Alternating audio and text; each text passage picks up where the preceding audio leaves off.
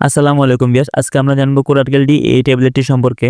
এটা কেন খাবেন, খাবারের নিয়ম, ট্যাবলেটটির দাম এবং এর পার্শ্ব প্রতিক্রিয়া নিয়ে। কোরালকেল ডি হলো একটি ক্যালসিয়াম ও ভিটামিন ডি3 সাপ্লিমেন্ট, যা সাধারণত হাড়ের ক্ষয় এবং ক্যালসিয়ামের ঘাটতি পূরণ করতে সাহায্য করে।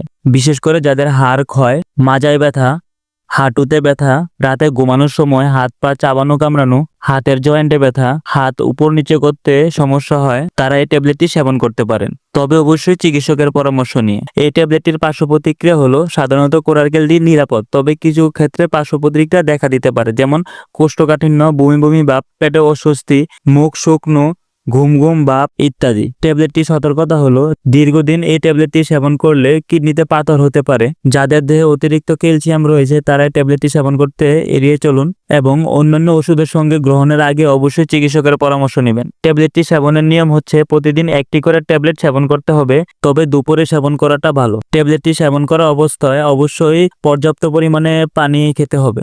এই ট্যাবলেটটি শুধু যাদের বয়স 50-এর নিচে তারা সেবন করতে পারবে।